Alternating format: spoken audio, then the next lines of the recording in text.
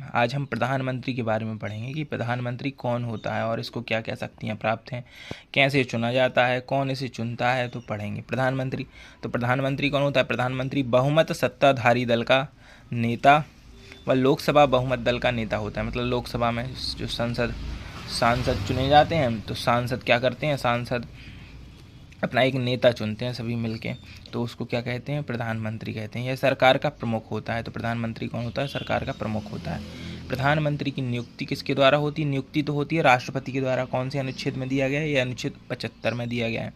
परंतु लोकसभा के किसी भी दल को बहुमत प्राप्त न होने की स्थिति, मान लो लोकसभा में सांसद चुने गए, उनमें से बराबर की सीटें अगर सबको मिली हैं, दोनों दलों को, कोई भी मतलब बहुमत प्राप्त दल नहीं है, तो फिर इसमें क्या होता है? तो प्रधानमंत्री की नियुक्ति क्या कौन करता है? तो राष्ट्रपति करता है। कैसे? स्वविवेक की शक्ति का प्रयोग करके राष्ट्रपति प्रधानमंत्री को चुनता है। प्रधानमंत्री लोकसभा के विघटन की अनुशंसा राष्ट्रपति से कर सकता है।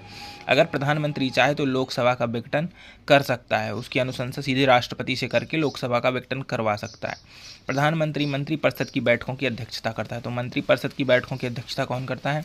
तो प्रधानमंत्री करता है। अनुच्छेद 78 के अनुसार, अनुच्छेद 78 में क्या है? वह प्रशासन व विधान संबंधी सभी निर्णयों की सूचना राष्ट्रपति को देता है। प्रधानमंत्री स्वयं त्याग पत्र देकर पूरी मंत्रिपरिषद को बर्खास्त कर सकता है। तो प्रधानमंत्री क्या कर सकता है? तो स्वयं त्याग पत्र देकर पूरी मंत्रिपरिषद को बर्खास्त कर सकता है।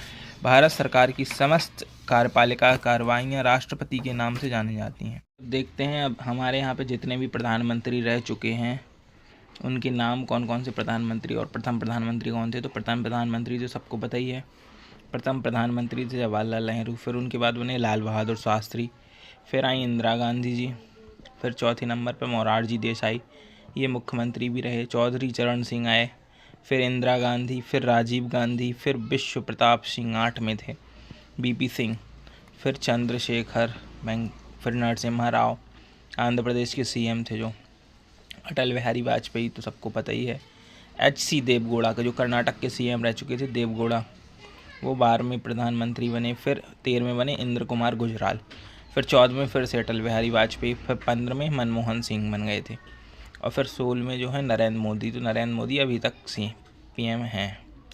तो इसको याद करने की ट्रिक है एक, जवाहरलाल इंदिरा ने मोरारजी के चरणों में जाकर कहा, मैं इंदिरा, राजीव मेरा पुत्र है।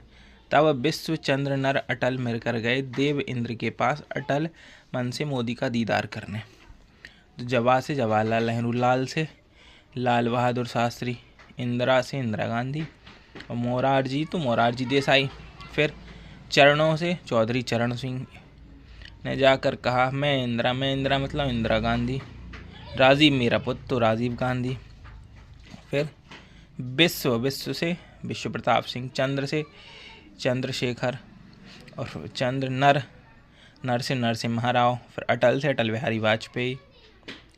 मैं इंदिरा, में राजीव मेरा पुत्र, विश्व चंद्र नर अटल मिलकर गए किसके पास गए थे? तो देव इंद्र, देव से देवगौड़ा, इंद्र से इंद्र कुमार गुजराल, फिर किसके पास? अटल से अटल बिहारी, मन से मनमोहन सिंह, और नरेंद्र मोदी जी का दीदार करने, तो ना से नरेंद्र मोदी।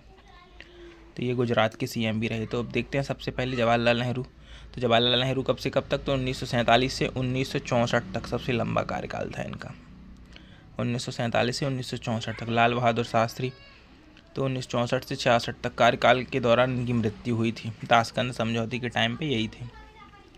फिर इंदिरा गांधी तो 66 से 77 तक इंदिरा गांधी पहली महिला पीएम बनी थी, पहली, और लगभग हमें लग रहा कि अभी तक पहली ही बनी है, इसके अलावा कोई और बना ही नहीं है दूसरी।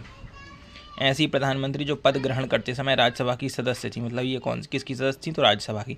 मोरारजी देसाई तो 77 से 79 2 साल के लिए बने थे। प्रथम गैर कांग्रेसी कौन थे? तो मोरारजी देसाई। ये कोई और पार्टी से थे, उनका नाम याद नहीं। चौधरी चरण सिंह तो चौधरी चरण सिंह 79 से 80 एकमात्र प्रधानमंत्री जिन्होंने लोकसभा का सामना नहीं किया, मतलब कभी लोकसभा गए ही नहीं। 1979 से 80 तक 1 साल रहे, लेकिन वो कभी लोकसभा नहीं गए। इंदिरा गांधी फिर 80 से 84 तक, फिर से ऑपरेशन ब्लू इनके ही नाम पे 31 अक्टूबर 1984 को इनकी हत्या हो गई थी। फिर आए राजीव गांधी तो 84 से 89 तक सबसे युवा पीएम कौन थे? तो राजीव गांधी। पेरम्बटूर में इनकी हत्या हो गई थी कर्नाटक में। विश्व प्रताप सिंह तो 89 से 90। अविश्वास प्रस्ताव द्वारा कौन हटा था, तो बीपी सिंह हटे थे। फिर चंद्रशेखर 90 से 91, 1 साल के लिए। फिर पीवी नरसिम्हा राव तो 91 से 96, एकमात्र प्रधानमंत्री जो पद ग्रहण करते समय किसी सदन के सदस्य नहीं थे। मतलब जब उन्होंने शपथ ली तो ये किसी भी सदन के सदस्य नहीं थे। 1991 में आर्थिक सुधार LPG इन्हीं के क्राइम पे आया था।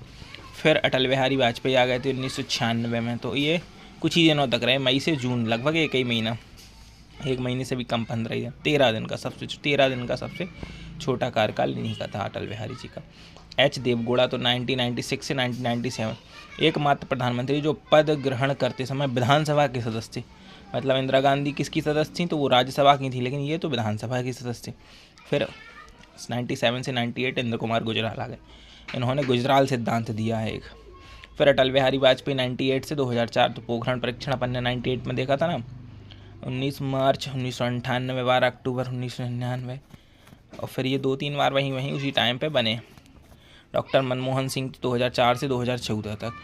ऐसे प्रधानमंत्री जो पहले वित्त मंत्री भी रहे और RBI के गवर्नर भी रहे। मतलब मनमोहन सिंह वेल एजुकेटेड प्रधानमंत्री, सबसे ज़्यादा एजुकेटेड, गवर्नर भी रहे RBI, वित्त मंत्री भी रहे। और नरेंद्र मोदी तो 2014 से अभी तक हैं, पहले गुजरात के मुख्यमंत्री थे ये, 2014 से अभी तक हैं।